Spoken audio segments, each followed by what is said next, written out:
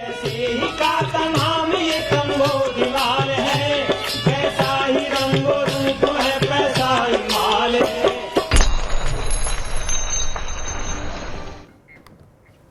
नमस्कार, मैं हूं शुभम शंकर। आप देख रहे हैं मनी 9। समय हो गया है मनी सेंट्रल का। मेरे साथ स्टूडियो में मनी 9 का एडिटर अंशुमान तिवारी जी जुड़ गए हैं। सर, बहुत स्वागत है आपका। अंशुमान जी के साथ खबरों पर विश्लेषण शुरू किया जाए उससे पहले आपको बता दें आज कार्यक्रम में क्या खास है। सबसे खास बात तो यह है कि आज एक नहीं, दो नहीं, बल्कि तीन सबसे बड़ी खबरें हैं। दिन की सबसे बड़ी खबरों में आज हमने 3 बड़ी खबरों को शामिल किया है। 2 कॉर्पोरेट की खबरें हैं, एक पॉलिसी साइड से बड़ी खबर है। लेकिन इनके अलावा और कौन सी खबरें हैं उसके लिए आप देखिए ये ऑन द शो। शुरुआत होगी पीएमएलए कानून की एक खबर से। पीएमएलए के दायरे में आएंगे सीए, सीएस और अकाउंटेंट। आईपीओ दस्तावेज में नहीं होगा लॉ फर्म का नाम। सेबी इसको हटाने की बात कह रहा है। क्यों कह रहा है समझेंगे। सरकार लगाएगी नए पावर प्लांट पर रोक। एनएचएआई क्यों बेच रही सड़कें, एनएचएआई क्यों मजबूर हुई, इस हालत में क्यों आ गई, इस पर विस्तार से विश्लेषण तो होगा ही। इसके साथ साथ आप एक इकोनॉमी कम भी देख सकते हैं जो पिछले हफ्ते आया था, जिसमें आपको ज्यादा जानकारी मिलेगी एनएचएआई पर। 2 बड़ी खबरें जो हैं वो एक है गोफस्ट से, जैसा आपको पता है लगातार चर्चा में है। अब गोफस्ट का भविष्य क्या है, क्या कुछ घटा गोफस्ट में पिछले 24 घंटे में, इसकी पड़ताल करेंगे, इसका विश्लेषण करेंगे। और अदानी समूह को हुआ बड़ा नुकसान, ये नुकसान कहां हो गया, आज ये दिन की सबसे बड़ी खबर होगी। दूसरी और तीसरी सबसे बड़ी खबर रुपी को लेकर है।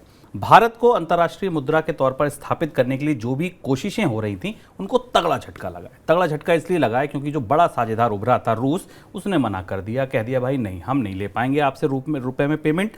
तो इससे इन कोशिशों को झटका लगा। इसके मायने और क्या हैं, क्या कोशिशें अब की जाएंगी, किन कोशिशों को जो झटका लगा है वो कहां तक पहुंचेंगी, इन सब पर आज विश्लेषण करेंगे। लेकिन शुरुआत इससे भी नई खबर के साथ। वो खबर है जलाशयों से जुड़ी। देश के जलाशयों में पानी के स्तर में आई गिरावट और अल नीनो की वजह से कमजोर मानसून की आशंका ने फसल बुआई को लेकर आशंका बढ़ा दी है। मानसून सीजन में बरसात कम हुई तो खरीफ की खेती प्रभावित होगी और जलाशयों में पानी का स्तर घटा तो आगे चलकर रबी की खेती पर भी इसका असर पड़ सकता है।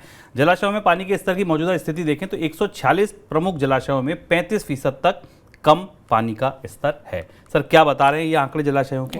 35% पिछले साल की तुलना में जलाशयों में पानी कम है। और जलाशयों की में पानी की कमी की चिंता अगली इस फसल से ज़्यादा अगली फसल को लेकर है, क्योंकि रबी की फसल मुख्यतः सिंचाई पर आधारित होती है और भारत के जो रिजर्वायर्स हैं वो कैनाल सिस्टम को पानी भेजते हैं, नहरों को पानी भेजते हैं, जिससे कि खेतों तक पानी जाता है। मानसून के कमज़ोर होने की संभावनाएँ लगभग स्थापित हैं, मौसम विभाग और निजी एजेंसियाँ भी बता रही हैं। इसलिए इस बार समर के सीजन की, गर्मियों के सीजन की शुरुआत पहले ही जलाशयों में कम पानी के साथ हो रही। तो अगर सामान्य से थोड़ी भी कम बारिश हुई तो रबी की फसल पर चुनौती ज़्यादा है, क्योंकि रबी की फसल के लिए पानी की कमी होगी। रिजर्वायर्स के लेवल का जो ताज़ा आंकड़ा सेंट्रल वाटर कमीशन ने जारी किया है वो थोड़ा चौंकाने वाला है। इसके हिसाब से पता चल रहा है कि करीब 40 रिजर्वायर कर्नाटका, केरला, तमिलनाडु के हैं, जहाँ पर वाटर की शॉर्टेज का लेवल अब पिछले साल से 28% कम है। यानी यही वो इलाके हैं जहाँ पर आप मानसून में अगर मानसून कमज़ोर होता है, सामान्य से कम होता है, तो वहाँ इसका असर देखेंगे। जबकि पूर्वी भारत की स्थिति थोड़ी ज़्यादा जटिल है। वहाँ 33% के आसपास 21 जलाशयों में पिछले साल से 33% कम पानी है और यहाँ भी कमज़ोर मानसून का असर दिखाई देगा, ऐसा माना जा रहा है। केंद्रीय वित्त मंत्रालय ने मनी लॉन्ड्रिंग के खिलाफ कानून में बड़ा बदलाव करते हुए चार्टर्ड अकाउंटेंट्स, कंपनी सेक्रेटरीज को इसके दायरे में शामिल कर दिया। चार्टर्ड अकाउंटेंट और कंपनी सेक्रेटरी अपने क्लाइंट या कंपनी की तरफ से जो लेन देन करेंगे वह मनी लॉन्ड्रिंग रोधी कानून के दायरे में शामिल होगा। अब सीए और सीएस भी अगर वित्तीय लेन देन में किसी तरीके की गड़बड़ी करेंगे तो उन्हें भी एजेंसियों की जांच का सामना करना पड़ेगा। सर, ऐसा क्यों किया गया और कौन कौन से लेन देन इस दायरे में आएंगे? ये बड़ा फेरबदल है और काफ़ी बड़ा फेरबदल है। इसका बड़ा असर भारत की सारी जो फिनेंशियल इंटरमीडिएट्स पे है उन पर पड़ेगा।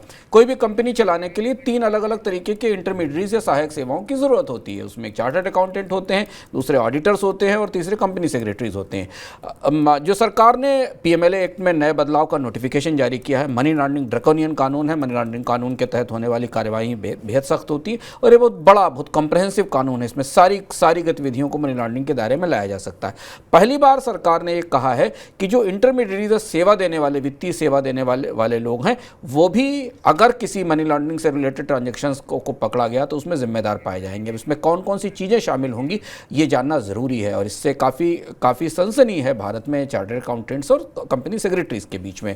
इसमें जो भी ट्रांजैक्शंस प्रॉपर्टी से रिलेटेड होंगे, इमूवेबल प्रॉपर्टी से जुड़े हुए होंगे, क्लाइंट्स की मनी और सिक्योरिटीज़ इन्वेस्टमेंट को मैनेज करना, उनके बैंक अकाउंट्स को मैनेज करना, यही काम तो सब करते हैं चार्टर्ड अकाउंटेंट, उनके पैसे निवेश को मैनेज करना, सेविंग और सिक्योरिटीज अकाउंट्स को हैंडल करना, उनके कॉन्ट्रीब्यूशंस जो अलग अलग जगह वो चंदे देते हैं या कहीं कहीं योगदान देते हैं उसको देखना, कंपनीज मैनेज करना, नई कंपनियां बनाना, उन्हें क्रिएट करना, उन्हें चलाना, उनका निवेश करना, लिमिटेड लायबिलिटी पार्टनरशिप्स और ट्रस्ट तक चलाना, और कंपनियों के बिहाफ पर दूसरे कंपनियों के अधिग्रहण की कार्यवाही करना या कराना, ये सारी चीज़ें यानी पूरा का पूरा परिदृश्य जो एक चार्टर्ड अकाउंटेंट या कंपनी सेक्रेटरी के जरिए होता है वो इसमें शामिल है। अब आप इस पूरे फैसले का दायरा समझिए। सुप्रीम कोर्ट ने एक दिन पहले ये फैसला दिया था IL&FS के मामले में कि ऑडिटर्स के खिलाफ भी अब पड़ताल हो सकती है अगर किसी कंपनी में धांधली या गड़बड़ी पाई जाती है। हमने उस मामले में एक घटनाक्रम अडानी समूह की एक ऑडिटर फर्म्स के इस्तीफे का भी देखा। अब आपके सामने पूरा परिदृश्य दिखता है कि कंपनियां चलाने में जो तीनों महत्वपूर्ण इंटरमीडियरीज हैं, चार्टर्ड अकाउंटेंट, ऑडिटर्स और कंपनी सेक्रेटरीज, ये तीनों अब उन कानूनों के दायरे में आ गए हैं जिनमें आमतौर पर कार्रवाई कंपनी के मालिकों प्रवर्तकों के खिलाफ होती थी। इनकी सेवाओं को लेकर इन पर सवाल नहीं उठाया जाता था। ये पूरा का पूरा चार्टर्ड अकाउंटेंट और कंपनी सेक्रेटरीज की जो समिति है ये केसेस पे रिएक्ट करेगी, ये पूरा प्रोफेशन केसेस पे बात करेगा, इसके बारे में बाद में पता चलेगा। पर ये बेहद बड़ा कानून है और इसके बाद कंपनियों को अपने चार्टर्ड अकाउंटेंट्स की सेवाएं लेने में भी दिक्कत होगी। चलिए, अब CA CFS के मोहल्लों से चलिए आप वकीलों के मोहल्ले में। यहाँ भी एक बड़ी खबर आई। कैपिटल मार्केट रेगुलेटर सेबी ने इन्वेस्टमेंट बैंकर्स को कहा है कि किसी कंपनी के IPO को लेकर जो वकील या लॉ फर्म सीधे तौर पर कंपनी को सलाह नहीं देते, उनका नाम IPO दस्तावेज में शामिल ना हो। दरअसल होता क्या है कि जब कोई कंपनी IPO लेकर आती है तो उस समय इन्वेस्टमेंट बैंकर हायर किया जाता है जो ये बताता है कि उसने सभी जरूरी कंपनी के खातों को जांच लिया है, दस्तावेजों को देख लिया है और इसके लिए वो वकीलों की मदद लेता है। लेकिन सेबी का कहना है कि आप उन वकीलों की सेवा लेते हैं, उनका नाम आप कंपनी के IPO दस्तावेज में शामिल ना करें। क्यों कर रहा है सेबी ऐसा सर? सेबी ऐसा इसलिए कर रहा है क्योंकि IPO दस्तावेज में जिन जिन के नाम आते हैं उनको कुछ डिस्क्लोजर के नियम पालन करने पड़ते हैं। क्योंकि IPO का दस्तावेज तैयार करना, उसे सेबी के सामने प्रस्तुत करना, IPO को बाहर लेकर आना, उसको बेचना, ये सारी जिम्मेदारी मर्चेंट बैंकर की। और मर्चेंट बैंकर वो काम करने के लिए जिन जिन कंपनियों की सेवाएं लेता है वो अलग अलग कई सारी कंपनियां हो सकती हैं, पर उन लायर्स के नाम उसमें जाने का मतलब है कि फिर लायर्स को भी सेबी के उन डिस्क्लोजर्स नाम्स के दायरे में आना होगा जो बाकी एजेंसियां करती हैं, जो बैंकर्स करते हैं, मर्चेंट बैंकर्स करते हैं, ब्रोकर्स करते हैं। क्योंकि IPO के लिए नियमों का एक पूरी श्रृंखला है और किसी भी IPO लाने वाली कंपनी के साथ जो एजेंसियां जुड़ी हुई हैं उनको सबको डिस्क्लोज करना पड़ता है। इसलिए सेबी ये नियम बदलने जा रहा है जिसमें कि जो लॉ फर्म किसी मर्चेंट बैंकिंग कंपनी को सलाह दे रही है, सेवा दे रही है, वो मर्चेंट बैंकिंग कंपनी के कामकाज का हिस्सा पाया जाएगा। उस लॉ फर्म का नाम उसमें नहीं जाएगा, दस्तावेज में नहीं जाएगा। लॉ फर्म्स ने इसके सहारे काफ़ी फायदा भी उठाया है क्योंकि उन्होंने अपने आप को लीगल एडवाइजर बताया और लीगल एडवाइजर के जरिए उनको बिजनेस बिल्ड करने में मदद मिलती है। लेकिन सेबी शायद इसलिए कर रही है क्योंकि इन कंपनियों से भी फिर डिस्क्लोजर्स मांगे जाएंगे जो शायद अभी नहीं मांगे जाते। राज्यों को केंद्र की तरफ से GST मुआवजे का मामला फिर से तूल पकड़ सकता है। इंडिया रिपोर्ट्स की कल एक रिपोर्ट आई। रिपोर्ट में यह कहा गया कि केवल 4 राज्य ऐसे हैं जिन्होंने वित्त वर्ष 2019-20 से 22-23 के दौरान GST कलेक्शन में 14% से ज़्यादा की ग्रोथ दर्ज की है। 14% ग्रोथ पर रेखांकित करना इसलिए ज़रूरी है क्योंकि 14% ही वो दर थी जब GST लागू किया गया था। तब कहा गया था कि इतना कंपनसेशन तो आपको मिलेगा अगर 14% की दर से आपका टैक्स कलेक्शन नहीं बढ़ा। अब ये आंकड़े क्या संकेत दे रहे हैं सर? शुभम, पूरे देश में ये बात पिछले साल से ही शुरू हो गई थी जब कंपेंसेशन बंद हुआ था GST के तहत और राज्यों से कहा गया था कि उनके नुकसान की भरपाई नहीं की जाएगी। 5 साल की अवधि, जो 5 साल का बीमा था वो खत्म हो गया है। उसके बाद से ही जो आंकड़े आने शुरू हुए तो उसमें ज़्यादातर राज्यों के रेवेन्यू की ग्रोथ 14% से कम थी। और अब जो ताजे आंकड़े आ रहे हैं उसमें केवल 4 राज्य ऐसे दिखाई दे रहे हैं जो बड़े राज्य हैं जिनकी कमाई या जिनके पास GST का राजस्व 14% के लक्ष्य से कम है। आपको याद होगा कि जब भारत सरकार GST लेकर आई थी और उसने राज्यों से अपने टैक्स लगाने के अधिकार सरेंडर करने के लिए कहा था, GST के पक्ष में राज्यों ने टैक्स लगाने के अधिकार केंद्र सरकार की GST काउंसिल को दिए थे। उस समय शर्त रखी गई थी कि उनको होने वाले नुकसान की भरपाई की जाएगी और उस पर 14% की बायंसी है, रेवेन्यू में बढ़ोतरी की गारंटी दी जाएगी। अब यहाँ से 1 साल पूरा होने जा रहा है इस पूरी व्यवस्था को खत्म हुए और बंद हुए। जो ताजे आंकड़े आ रहे हैं उसमें एक तरफ तो GST का रिकॉर्ड कलेक्शन दिख रहा है, पर उस रिकॉर्ड कलेक्शन का ज़्यादा फायदा केंद्र सरकार के खाते में जा रहा है। राज्य सरकारों को राजस्व के संग्रह में उतना फायदा होता नहीं दिख रहा है। अब मौजूदा मौजूदा परिस्थिति में राज्य सरकारों को इस साल ज़्यादा महंगा कर्ज भी लेना पड़ रहा है, उनके बजट भी दबाव में है। क्या राज्य सरकारों की तरफ से फिर से कंपनसेशन की मांग शुरू होगी? पहला विकल्प ये है कि राज्य सरकारें केंद्र पर इस बात के लिए दबाव बनाएंगी कि उन्हें वापस कंपनसेशन में दिया जाए या उन्हें जो नुकसान हो रहा उसकी भरपाई की जाए, या दूसरा रास्ता यह है कि राज्य सरकारें अपनी तरफ से टैक्स लगाने, टैक्स बढ़ाने, टैक्स बदलने, नए क्षेत्रों पर कर लगाने के विकल्प ढूंढने की कोशिश करेंगी। ये बहस पिछले साल सुप्रीम कोर्ट तक भी पहुंची थी, जहां पर कुछ राज्यों ने चिट्ठी डालकर अर्जी देकर ये कहा था कि उन्हें टैक्स लगाने के अधिकार मिलने चाहिए। अब ये बहस नए सिरे से फिर शुरू होगी और इससे इस पर पता चलेगा कि राज्य सरकारें जीएसटी के मौजूदा व्यवस्था में हो रहे नुकसान की भरपाई के लिए क्या करती हैं। हो सकता है राज्य सरकारें नए टैक्स लगाएं, जिसका असर फिर उपभोक्ताओं की खपत पर पड़ेगा। नेशनल इलेक्ट्रिसिटी पॉलिसी के फाइनल ड्राफ्ट में सरकार ने कोयले से बिजली बनाने वाले नए पावर प्लांट पर रोक लगाने की बात कही। हालांकि मौजूदा चल रहे प्लांट और पाइपलाइन प्लांट पर यह नियम लागू नहीं होगा। अभी भी देश में करीब 28.2 गीगावाट क्षमता वाले कोल पावर प्लांट के निर्माण का काम चल रहा है। नई पॉलिसी लागू होने पर इन प्लांट्स पर कोई असर नहीं पड़ेगा। सरकार ऐसा क्यों कर रही है कि नए पावर प्लांट ही नहीं लगेंगे कोयले से बिजली बनने वाले? 2021 में जब सरकार ने न्यू एनर्जी पॉलिसी लागू की थी, वहाँ से ये पूरे के पूरे मामले में एक बड़ा यू टर्न आया है। जैसे आपको हमें पता है कि भारत की करीब 70 से 80% के आसपास बिजली कोयले से आती है, थर्मल पावर से आती है। 2021 में जब सरकार ने पावर पॉलिसी जारी की थी, तब ये तय किया था कि अभी जो नई क्षमताएं आने वाले समय में विकसित की जाएंगी वो कोयले पर आधारित होंगी, थर्मल पर आधारित होंगी। उसी आधार पर माइनिंग में नए इन्वेस्टमेंट की बात कही गई थी, रेलवे से नया इंफ्रास्ट्रक्चर बनाने के लिए कहा था। सब कुछ पिछले 1-2 साल से कोयला आधारित बिजली की तरफ जा रहा था। हालांकि कोयला आधारित प्लांट्स की क्षमता बढ़ाने के मामले पर सरकार की आलोचना भी हुई थी पर्यावरण समूहों के तौर पर, क्योंकि भारत ने अंतर्राष्ट्रीय मंचों पर ग्रीन एनर्जी और ग्रीन टेक्नोलॉजी को बढ़ावा देने के लिए का वादा किया था, और उस वादे के आधार पर भारत को नए कोयला संयंत्रों पर में निवेश नहीं करना था। शायद उसी दबाव का असर है कि अब ये संकेत मिल रहे हैं कि उस पॉलिसी से सरकार पीछे हट रही है और अब जो नई क्षमताएं हैं वो कोयला क्षेत्र में नहीं लगाई जाएंगी। हालांकि कोयला क्षेत्र में भी करीब 28 गीगावाट की क्षमताएं तैयार हो रही हैं, जो भारत की आने वाले समय की जरूरतों के लिए काफ़ी होंगी। लेकिन स्पष्ट ये नहीं है कि अगर सरकार कोयला आधारित बिजली संयंत्र नहीं लगाएगी तो फिर बिजली के लिए अगले संयंत्र किस क्षेत्र से आएंगे, क्योंकि कोयला और गैस ये दो ही कोयले के बाद जो दूसरा ऑप्शन है वो गैस का ऑप्शन है, नेचुरल गैस का। पर भारत के पास नेचुरल गैस है नहीं और नेचुरल गैस का इंपोर्ट करना पड़ेगा। ऐसी स्थिति में बिजली की क्षमताएं कहाँ से तैयार होंगी? निश्चित तौर पर जो रिन्यूएबल एनर्जीज़ हैं, जो अक्षय ऊर्जा के स्रोत हैं, जहाँ पर निवेश हो रहा है, पर अभी वो उस स्केल पर नहीं पहुँचे हैं, चाहे वो सोलर हो या विंड हो, उस स्केल पर नहीं पहुँचे हैं कि वो कोयले से मिलने वाली जो बिजली है, थर्मल बिजली, उसे रिप्लेस कर सकें। वर्ल्ड गोल्ड काउंसिल यानी WGC ने शुक्रवार को मार्च तिमाही के लिए दुनिया भर में सोने की मांग और सप्लाई से जुड़े कुछ आंकड़े जारी किए। आंकड़े गौर करने वाले हैं। WGC की रिपोर्ट में पता चला कि मार्च तिमाही के दौरान दुनिया भर में ज्वेलरी के लिए सोने की मांग 1% बढ़ी है और बढ़कर 478 टन हो गई है। भारत में सोने की मांग 17% गिर गई है ज्वेलरी के लिए, ये ध्यान देने वाली बात है।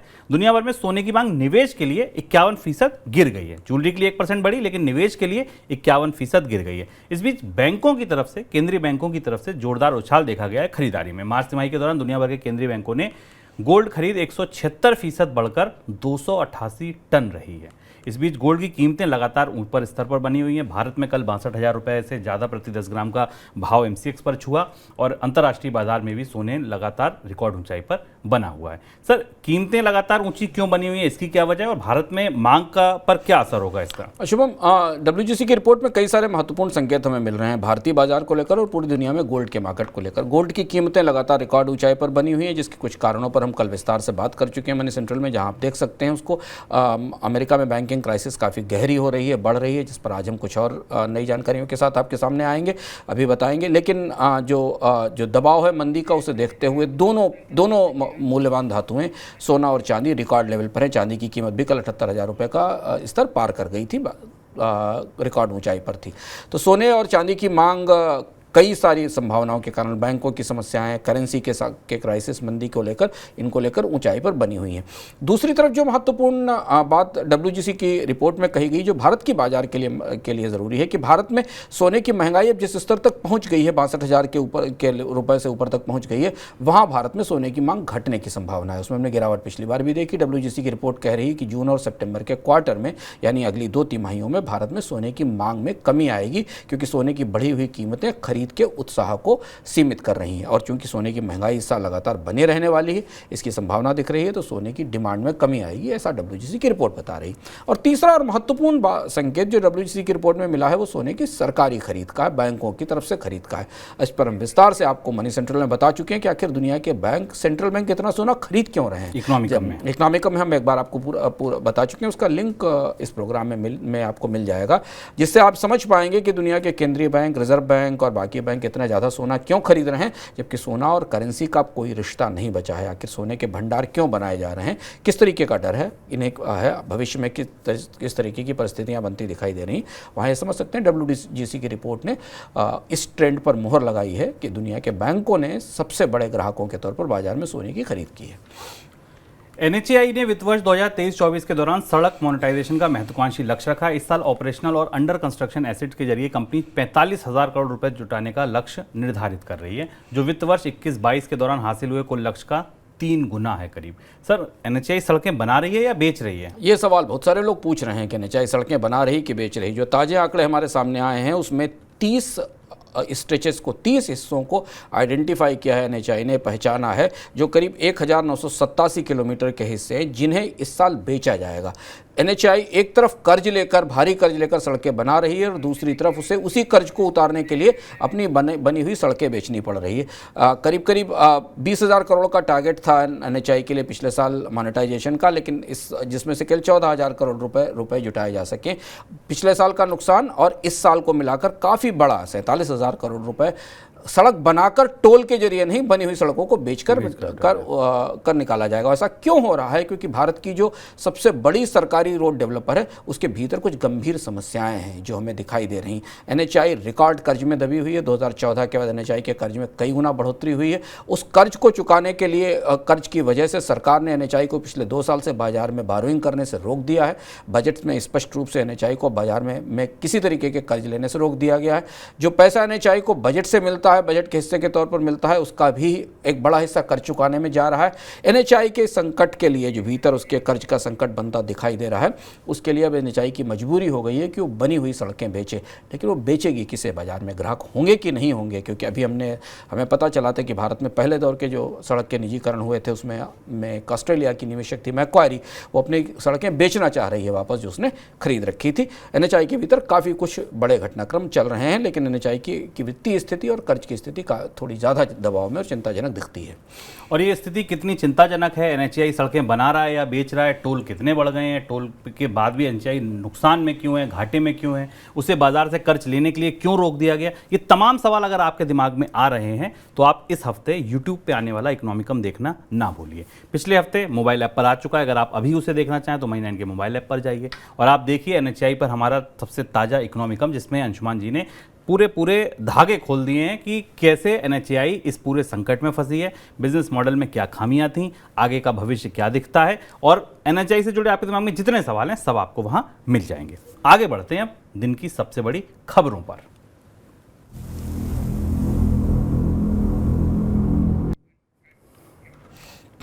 पहली बड़ी खबर गो फर्स्ट एयरलाइन से। कर्ज में फंसी एयरलाइन गो फर्स्ट को लेकर शुक्रवार को कई बड़ी खबरें सामने आई। एक रिपोर्ट में कहा गया कि गो फर्स्ट IBC के तहत खरीदने के लिए अपनी ही कंपनी वाडिया समूह IBC के नियमों में छूट की मांग कर सकता है। वाडिया समूह गो फर्स्ट की प्रमोटर कंपनी है और IBC के फिलहाल जो नियम है उसमें कोई कंपनी अपनी कंपनी प्रमोटर ग्रुप उसके लिए बोली नहीं लगा सकता। गो फर्स्ट ने दिवालिया के लिए आवेदन किया है NCLT में। 2 दिन पहले आवेदन हुआ था, उसके बाद ये तमाम खबरें आ रही हैं। कंपनी के आवेदन पर NCLT ने अपना आदेश रिजर्व रखा है। दूसरी तरफ DGCA ने यह कहा है गो फर्स्ट को कि कंपनी उन सभी यात्रियों का टिकट वापस करे, पैसा वापस करे टिकट का, जो उड़ानें रद्द होने की वजह से सेवा नहीं ले सके। एयरलाइन को लीज पर विमान देने वाली कंपनियों ने DGCA से मांग की है कि एयरलाइन के विमानों को उड़ाने की अनुमति ना दिया जाए। 3 बड़ी खबरें, तीनों पर रिएक्शन लेते हैं। सर, पहली बात, वाडिया समूह चाहता क्या है? खुद NCLT में गया, अब नियमों में छूट। ये एक नई पेशबंदी है और गो फर्स्ट का ये घटनाक्रम काफ़ी महत्वपूर्ण है बदलाव के तौर पर। इस तरीके के संकेत आ रहे हैं कि वाडिया समूह गो फर्स्ट को छोड़ना नहीं चाहता, बल्कि वो NCLT के जरिए इस कंपनी को दोबारा लेना चाहता। अब ऐसा क्यों करेगा? क्योंकि NCLT और बैंक्रप्सी व्यवस्था में जाने के बाद वाडिया समूह इस बात का दबाव बनाने की कोशिश करेगा उन फाइनेंशियल क्रेडिटर्स पर कि वो अपने कर्ज में कमी कर दें। 11,463 करोड़ रुपए की देनदारी है वाडिया समूह पर, गो फर्स्ट पर, जिसमें से 6,000 521 करोड़ रुपए की देनदारी भारत के बैंकों की है और बाकी बचा हुआ हिस्सा ऑपरेशनल क्रेडिटर्स का है, जिसमें कि एयरक्राफ्ट लीज करने वाली कंपनियां, तेल वाली कंपनियां और बाकी सेवाओं का है। ये पेशबंदी बड़ी अनोखी है और अजीब है, क्योंकि आईबीसी में इस तरीके की पेशबंदी की संभावना नहीं देखी गई थी। आईबीसी कानून की धारा 29 से ये कहती है कि जिस कंपनी ने एक बार अपनी कंपनी को बैंक्रप्सी के लिए फाइल कर दिया है, फिर वो दोबारा उसे नहीं ले सकती। इस तरीके की कोशिशें वीडियोकॉन ने, भूषण स्टील ने और एक और कंपनी का, जहाँ तक मुझे याद आता है 2-3 कंपनियां ऐसी हैं जिन्होंने इस तरीके की कोशिशें इससे पहले की थी, लेकिन उन्हें रोक दिया गया था। हाँ, और भूषण पावर ने और एसआर ने भी इस तरीके की कोशिश की थी कि वो कंपनी को सस्ती कीमत पर, अपनी ही कंपनी को, बैंक्रप्ट कंपनी को सस्ती कीमत पर खरीद लिया जाए। वाडिया समूह का यह कहना है कि वो 300 करोड़ रुपए का निवेश पिछले 12 महीनों में कर चुका है। कंपनी ने डिफॉल्ट तो नहीं किया, बैंक्रप्ट भले ही हो गई पर कंपनी ने कर्ज में डिफॉल्ट नहीं किया है। अब क्या एनसीएलटी इस बड़े फैसले पर तैयार होगा? एनसीएलटी की सुनवाई हुई, उस सुनवाई में फैसला रिजर्व कर लिया गया, यानी कि स्पष्ट रूप से भारत में एनसीएलटी ने, कंपनी कानून की अदालत ने यह नहीं बताया कि बैंक्रप्सी पर उसका फैसला क्या है। और शुभम, अदालत ने फैसला रिजर्व होने की सबसे बड़ी वजह यही खींचतान है कि वाडिया समूह की पेशबंदी इस तरीके की है जिस पर एनसीएलटी को फैसला लेना थोड़ा मुश्किल होगा। कोशिश यह है कि अगर इसमें बैंक हेयर कट ले लें, यानी 6000 करोड़ पर के कर्ज में कुछ कमी कर दें, कटौती कर दें, जो फाइनेंशियल क्रेडिटर्स हैं, ऑपरेशनल क्रेडिटर्स हैं, उनके कर्ज में भी कमी हो जाए तो वाडिया समूह को वापस एक कंपनी मिल जाएगी। वो इसमें इसके कर्ज का एक बड़ा हिस्सा इसके जरिए साफ करा लेंगे और कंपनी को दोबारा सक्रिय कर लेंगे। ये बड़ी पेशबंदी है। सरकार की तरफ से कुछ नहीं कहा गया, एनसीएलटी की तरफ से कुछ नहीं कहा गया, लेकिन ये एक नया मोड़ है और अगर ऐसा होता है तो फिर बाकी कंपनियों के लिए नज़ीर भी बनेगा। सर, लेकिन बैंक और लेनदार इस बात पे मानेंगे क्यों? ये सवाल है, इसीलिए शायद एनसीएलटी फैसला नहीं दे पाई आज। हमें इसका इंतजार रहेगा कि एनसीएलटी क्या कहती है सप्ताह के अंत तक, अगले हफ्ते में। लेकिन बैंक और लेनदार क्यों मानेंगे? जिस प्रमोटर ने कंपनी को बैंकरप्ट कर दिया चलाते चलाते, जिस कंपनी ने चलाते चलाते उसे दिवालिया बना दिया और दिवालियापन की अदालत में ले जाकर भेज दिया, वही कंपनी दोबारा उसे टेक ओवर कैसे करेगी? कैसे बैंकर्स इस बात पर ट्रस्ट करेंगे? दूसरी चीज़ ये कि एविएशन के बिजनेस में बैंकर्स अपनी कोहनियाँ क्या कंधे तक जला चुके हैं। जेट एयरवेज के लोन का अभी रिस्ट्रक्चरिंग और हेयरकट फाइनल नहीं हो पाया, बड़ा नुकसान हुआ बैंकों को। यहाँ सीधी कोशिश इस बात की है कि 11,400 करोड़ रुपए की जो देनदारी उसको किसी तरह से कम कर लिया जाए, आधा 50%, 60% कम कर लिया जाए, बैंकों को बड़ा हेयर कट लेने के लिए तैयार किया जाए। बैंक शायद इस फैसले का विरोध करेंगे शुरुआती तौर पर। हालांकि बैंकर्स ने एनसीएलटी की बैठक की रोशनी में अपनी बैठक टाल दी है, उनकी प्रतिक्रियाएं नहीं मिल पाई हैं, लेकिन ये थोड़ा ज़्यादा जटिल और पेचीदा मामला हो गया है। सर, ये एयरक्राफ्ट देने वाली कंपनियों ने जो अर्जी डाली है, इसका क्या?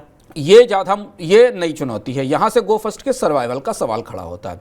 गो फर्स्ट को जो एयरक्राफ्ट लीज पर देने वाली कंपनियां हैं, उन्होंने डीजीसीए से कहा है कि इन सारे एयरक्राफ्ट्स को गो फर्स्ट से अलग कर दिया जाए ताकि इनका वो पोजीशन ले सकें। जो लीज लेने वाली कंपनियां, उन्हें एयरक्राफ्ट वापस मिल सके और उन्हें वापस कहीं दूसरी जगह ले जा सकें या किसी दूसरे को किराए पर दे सके। गो फर्स्ट को जो एयरक्राफ्ट लीज पर मिले थे, उन कंपनियों ने बैंक्रप्सी की नोटिस जाते ही तत्काल उसकी वसूली शुरू कर दी है। गो फर्स्ट गहरी दुविधा में, गहरी चुनौती में। अगर डीजीसीए गो फर्स्ट के एयरक्राफ्ट्स को वापस कर देता है और जो लीज देने वाली कंपनियों को वापस दे देता है तो गो फर्स्ट की उड़ानों की संभावना लगभग खत्म हो जाएगी, क्योंकि एयरक्राफ्ट खत्म होने के बाद कंपनी के पास कोई फ्लाइंग इंफ्रास्ट्रक्चर नहीं बचेगा जिसके जरिए वो ले जा सके। विवाद यही है और लीज का देने वाली कंपनियों का कहना यह है कि हमारा पैसा वापस किया जाए और एयरक्राफ्ट हमें दिए जाए, क्योंकि कंपनी बैंकरप्ट हो चुकी है। और अगर एयरक्राफ्ट यहाँ से जो साइकिल शुरू होता है ना, वो साइकिल इस तरह से शुरू होता है कि अगर एयरक्राफ्ट वापस चले गए तो फिर जो पार्किंग स्लॉट हैं और जो चेक इन काउंटर्स मिले हैं डिफरेंट एयरपोर्ट्स के ऊपर, अलग अलग हवाई अड्डों पर गो फर्स्ट को, वो भी कैंसिल हो जाएंगे। तो अब गो फर्स्ट दो तरीके की कोशिशों में लगी है। एक तरफ इस कोशिश में है कि वो एनसीएलटी के जरिए सारी वसूली और ये सारी जो कब्जे की प्रक्रिया इसे रोक सके, और दूसरी तरफ वो कंपनी पर अपना कब्जा बनाए रखे। डीजीसीए ने अभी इस पर कोई फैसला नहीं लिया है। सर, इस सब की रोशनी में फिर भविष्य क्या दिख रहा है गो फर्स्ट का? काफ़ी मुश्किल दिखता है गो फर्स्ट की वापसी। अगर एनसीएलटी बड़ा लैंडमार्क डिसीजन लेकर गो फर्स्ट के मालिकों को, बैंकरप्ट कंपनियों को दोबारा लेने की छूट दे भी देती है, तो बैंकर्स और क्रेडिटर्स को तैयार करना बहुत मुश्किल होगा कि वो एक उसी मैनेजमेंट को दोबारा कंपनी दे दें जिनके कारण कंपनी कंपनी बैंकरप्ट हुई है। दूसरी चीज़ है कि एयरक्राफ्ट में सब कुछ इस बात, एविएशन बिजनेस में सब कुछ इस बात पर निर्भर करता है कि आपके पास एयरक्राफ्ट कितने हैं, उनकी स्थिति क्या है। लीज देने वाली कंपनियां चूंकि गोफस्ट के पिछले डिफ़ॉल्ट के इश्यूज भी रहे हैं, अगर वो अपना एयरक्राफ्ट वापस ले जाती हैं तो कंपनी को चलाना मुश्किल हो जाएगा। और एविएशन अथॉरिटीज़, एयरपोर्ट भी कब तक आखिर उन पार्किंग लॉट्स को अपने पास रखेंगे जो गोफस्ट को अलॉट किए गए हैं। बिल्कुल किनारे है, अगले 3-4-5 दिनों में ये चीज़ें स्पष्ट हो जाएंगी कि गोफस्ट का भविष्य क्या होगा। लेकिन फिलहाल कर्ज की परिस्थिति को देखते हुए ऐसा मुश्किल लगता है कि गोफस्ट को जल्दी उबारा जा सकेगा। अगली बड़ी खबर है अदानी समूह से जुड़ी। अदानी समूह की कंपनी अदानी ट्रांसमिशन करीब $10 करोड़ के बॉन्ड बायबैक की योजना बना रही है। निवेशकों का भरोसा जीतने के लिए कंपनी की तरफ से एक कदम उठाया जा रहा है। गुरुवार को अदानी ग्रुप की फ्लैगशिप कंपनी अदानी एंटरप्राइज के तिमाही नतीजे घोषित हुए। मार्च तिमाही में अदानी एंटरप्राइज के मुनाफे में 138% की बढ़ोतरी हुई है। ये बढ़कर 722 करोड़ रुपए हो गया है। एक सबसे बड़ी खबर जो आज इस समूह में सबसे बड़ी खबरों में देख सकते हैं आप, तो वो ये है कि अदानी ग्रुप की कंपनी अदानी पोर्ट्स ने म्यांमार में पोर्ट को बेच दिया है। कंपनी ने यह पोर्ट बड़े डिस्काउंट पर बेचा है। बिक्री सिर्फ $3 करोड़ में हुई है, जबकि अदानी ग्रुप की तरफ से इस पोर्ट को करीब $19.5 करोड़ में खरीदा गया था, निवेश किया गया था। कंपनी की तरफ से बताया गया कि पोर्ट का नया खरीदार कंपनी को पूरी पेमेंट का भुगतान सिर्फ 3 दिन में कर देगा। 3 दिन में कर तो देगा, लेकिन सोचिए 19-19.5 करोड़ में जो चीज़ खरीदी गई डॉलर में, वो $3.5 करोड़ या $3 करोड़ में बिक जाए तो कितना बड़ा नुकसान है। सर, पहला सवाल बायबैक पे, बॉन्ड का बायबैक क्यों किया जा रहा है? दूसरा बॉन्ड बायबैक है अडानी की तरफ से, और अडानी समूह अपनी कर्ज की साख को बेहतर करने के लिए कुछ ऐसे काम कर रहा है जो सामान्य रूप से बाजार में नहीं देखे जा सकते। आपको याद होगा कि अडानी समूह ने अपने अडानी पोर्ट्स और स्पेशल इकोनॉमिक जोन के $130 मिलियन के बॉन्ड्स की बायबैक की थी, जो कि बॉन्ड्स जुलाई 2024 में मैच्योर हो रहे थे। और अब इसके बाद अडानी समूह अपने दूसरी कंपनी अडानी ट्रांसमिशन के बॉन्ड्स का बायबैक कर रहा है, और इसके लिए उसने बॉन्ड के निवेशकों से बातचीत शुरू कर दी है। जो प्रमुख ग्लोबल बैंक हैं जिनके जरिए ये बॉन्ड्स बेचे गए थे, उनसे कहा गया है, और ये दूसरी बड़ी बॉन्ड की बायबैक होगी जिसमें अडानी समूह अपने बॉन्ड होल्डर्स को पैसा वापस करेगा। इसका असर अडानी समूह की वित्तीय स्थिति पर और उसकी निवेश की क्षमताओं पर जबरदस्त ढंग से पड़ेगा। ये है, लेकिन इसके जरिए अडानी समूह को अपनी साख, कर्ज के मामले में साख बेहतर करने पर में मदद मिलेगी, और जो कर्ज का साइकिल, जो बॉन्ड को चुकाने का साइकिल, जो सबसे बड़ा खतरा है अडानी समूह की साख को लेकर अगले 1 साल में, वो उस खतरे को कम करने में अडानी समूह को मदद मिलेगी। सर, अदानी पोर्ट्स को उस पोर्ट से बाहर क्यों निकलना पड़ा? ये सबसे महत्वपूर्ण खबर है अडानी समूह को लेकर, और काफ़ी बड़ा घटनाक्रम है अडानी समूह के हिसाब से। ये पोर्ट कई मामलों से कई तरह से विवादों में था। एक तो अडानी समूह को जो नुकसान हुआ है, इतना बड़ा नुकसान अडानी समूह को हाल फिलहाल में किसी निवेश में नहीं हुआ, तो ये बड़ा नुकसान है। $19 मिलियन के आसपास का निवेश हुआ और करीब $3 मिलियन में ये बेचा गया। ये वो म्यांमार का पोर्ट है जिसे लेकर अडानी समूह के पर मानवाधिकार संगठनों ने और अंतर्राष्ट्रीय संगठनों ने आरोप लगाए थे कि अडानी समूह ने म्यांमार का जो मिलिट्री जुंटा था उसके सहयोग से, उसके मदद से इस म्यांमार के पोर्ट का अधिग्रहण किया था। और उस पर काफ़ी दुनिया में, कई सारे दुनिया के देशों में इसकी आलोचना हुई थी, इस अधिग्रहण की। और उसके बाद यूएस ने म्यांमार पर जो सैंक्शंस लगाए थे उन सैंक्शंस के कारण इस पोर्ट का संचालन लगभग मुश्किल हो गया था, असंभव हो गया था। तो अडानी समूह ने इसमें निवेश किया और इससे उसे वापस लौटना पड़ रहा है। यानी ये जो बड़ा हिट है, $120 मिलियन के आसपास का जो हिट अडानी के बैलेंस शीट पर आया है, ये अडानी के विदेश में हुए एक बड़े निवेश की वापसी है, जिसके पीछे काफ़ी विवाद रहे थे। अडानी के कुछ विदेश में और भी निवेश हैं हैं, लेकिन ये घटनाक्रम कई सारे मामलों में अडानी समूह की बैलेंस शीट को लेकर और अभी तक जो हो रहे नुकसानों में, उनमें सबसे बड़ा है। भारतीय करेंसी रुपए में विदेश व्यापार को बढ़ावा देने की सरकारी कोशिशों को बड़ा झटका लगा है। भारत के बड़े विदेश व्यापार साझेदार के तौर पर उभरे रूस के साथ रूस ने रुपए में व्यापार करने की बातचीत बंद कर दी है। रूस ने भारत से रुपए में व्यापार को लेकर असमर्थता जताई है। सर, अचानक क्या हुआ इस मामले में? ये बड़ा शॉकर है भारत की कोशिशों के लिए। रूस, जो अभी संकेत मिल रहे हैं उस हिसाब से भारत और रूस के बीच रुपए और रूबल में ट्रेड की प्रक्रिया फिलहाल बंद हो गई है, और ये सूचना रॉयटर्स ने रूस के सूत्रों के हवाले से दी है। भारत सरकार की तरफ से भी इस पर कोई नकारने की, अस्वीकारने की प्रतिक्रिया नहीं आई है, पर यह पता चला है कि रूस को रुपए में पेमेंट जो पहले से किए गए थे, जो पैसा गया था, उसके हिसाब से करीब $40 बिलियन का रूपी सरप्लस पड़ा हुआ है रूस के पास। और चूंकि उस रुपए से रूस कुछ खरीद नहीं सकता, भारतीय रुपए से कहीं निवेश नहीं कर सकता या कुछ मंगा नहीं सकता, इसलिए रूस ने भारत के साथ रुपए में ट्रेड बंद करने की या रुपए में ट्रेड को की पूरी कोशिशों को रोक दिया है। आप याद कीजिए पिछले 1 साल से लगातार सरकार की तरफ से, मंत्रियों की तरफ से, बैंकों की तरफ से इसकी कोशिशें की जा रही थी कि वो उस तरह अकाउंट खोले जाएंगे, भारत और रूस के बीच रुपए में ट्रेड होगा। भारत क्यों चाहता था रूस से रुपए में ट्रेड? क्योंकि भारत ने पिछले 1 साल में रूस को सबसे बड़े पैमाने पर तेल का आयात किया है, प्रतिबंधों को तोड़ने का रिस्क लिया है, जोखिम लिया है और रूस के तेल को खरीदकर रूस की मदद की है। और कोशिश ये थी कि रूस को उस तेल का भुगतान रुपए में किया जा सकेगा ताकि भारत के विदेशी मुद्रा भंडार पर असर कम हो, विदेश डॉलर में खर्च ना करना पड़े। पर रूस ने इस बात के संकेत करीब 2-3 महीने पहले ही दे दिए थे, जब उसने कहा था कि या तो हमको युआन में पे किया जाए या फिर दिरहम में किया जाए, और इसलिए भारत सरकार को अंततः तेल की कीमत दिरहम में चुकानी पड़ी थी। अब ये विंडो जो रूपी रूबल ट्रेड की थी वो बंद होती दिखाई दे रही है।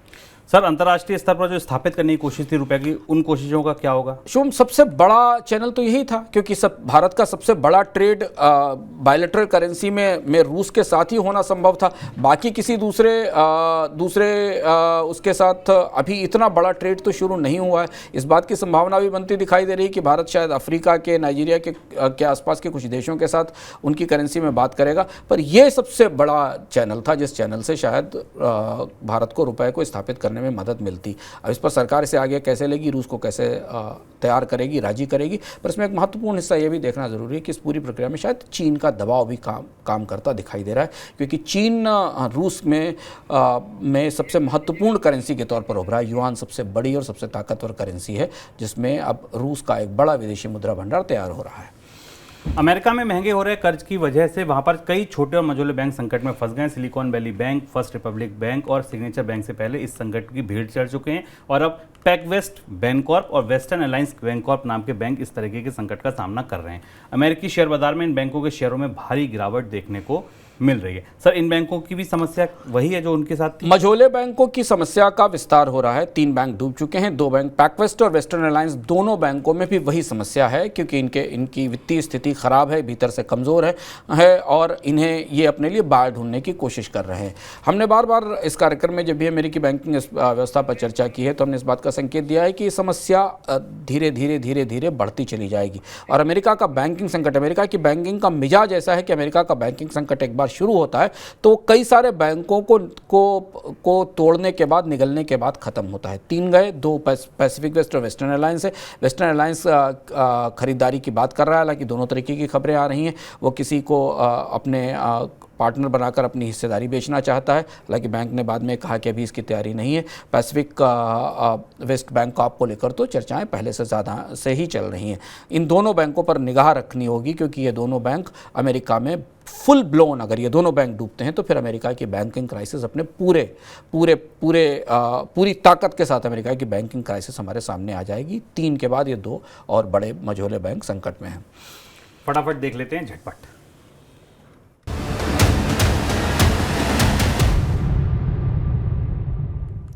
अगर आप नया स्मार्टफोन खरीदने की प्लानिंग कर रहे हैं तो जल्द आपको बड़ा डिस्काउंट मिल सकता है। ऐसा कई स्मार्टफोन कंपनियां ई-कॉमर्स प्लेटफॉर्म के साथ पुराना स्टॉक बेचने के लिए आने वाले दिनों में बड़े डिस्काउंट देने का विचार कर रही हैं। स्मार्टफोन रिटेलर ने मार्च तिमाही के लिए ज़्यादा बिक्री की उम्मीद के चलते बड़ा स्टॉक भर लिया था, लेकिन उस दौरान बिक्री में 20% तक की गिरावट देखने को मिली। अब रिटेलर्स पुराने स्टॉक को बेचने की कोशिश कर रहे हैं। ईडी ने मन्नापुरम फाइनेंस के सीईओ की 143 करोड़ रुपए की संपत्ति जब्त कर ली है। प्रबंधन निदेशालय ने मन्नापुरम फाइनेंस लिमिटेड के प्रबंध निदेशक और मुख्य कार्यपालक अधिकारी पीपी नंद कुमार के ठिकानों पर छापेमारी के बाद 143 करोड़ रुपए की संपत्ति जब्त कर ली। जांच एजेंसी ने नंद कुमार से जुड़े त्रिशूर स्थित 6 परिसरों पर बुधवार को तलाशी अभियान शुरू किया था। इस तलाशी अभियान के बाद आज मन्नापुरम फाइनेंस के शेयरों में 13% से ज़्यादा की गिरावट देखने को मिली है। सर, कोई टिप्पणी आपकी? 2 महत्वपूर्ण खबर मन्नापुरम फाइनेंस को लेकर। इसके बाजार में शेयरों की कीमत में भी तेज गिरावट आई है और ये पहली बार किसी गोल्ड लोन कंपनी के ऊपर हवाला के ट्रांजैक्शंस को लेकर और विदेश के ट्रांजैक्शंस को लेकर छापे पड़े हैं। ये घटनाक्रम थोड़े आने वाले समय में और भी गोल्ड लोन कंपनियों के को लेकर सेंटीमेंट को प्रभावित करेगा। और चलते चलते सऊदी अरब ने भारत ने एशिया के लिए कच्चे तेल की कीमतें घटा दी हैं, ऐसी खबर आई है, क्योंकि सऊदी अरब और इससे ये भी संकेत मिल रहा है कि शायद ओपेक देश आने वाले समय में तेल उत्पादन में कटौती का एक फैसला और कर सकते हैं। यह था हमारा आज का सुपर पैक इकोनॉमिकम, जिसमें 3-4 बड़ी खबरें थीं। सर, अगली मुलाकात हम लोग करेंगे इकोनॉमिकम में, वहाँ क्या खास होगा? इकोनॉमिकम में इस बार हम आपसे बात करेंगे भारत के एडटेक सेक्टर की, भारत के एजुकेशन सेक्टर में क्या हो रहा, बायजूस क्यों संकट में है, स्टार्टअप्स में मिली जुली कहानियां हैं सफलता विफलता की, पर एक कोने में इतना अंधेरा क्यों है, क्यों भारत में शिक्षा का जो बाजार सबसे ज़्यादा ज़रूरी था, जहां सबसे ज़्यादा मांग थी, वहां नई तकनीक ई लर्निंग पूरी तरह फेल क्यों हो गई। गहराई से समझते हैं क्या हुआ आखिर बायजूस और बायजूस जैसी कंपनियों को। चलिए, तो बायजूस की पूरी पड़ताल इस बार के इकोनॉमिकम में होगी। फिलहाल दीजिए इजाजत, आपसे अगली मुलाकात मनी सेंट्रल में सोमवार को शाम 7 बजे करूंगा। नमस्कार।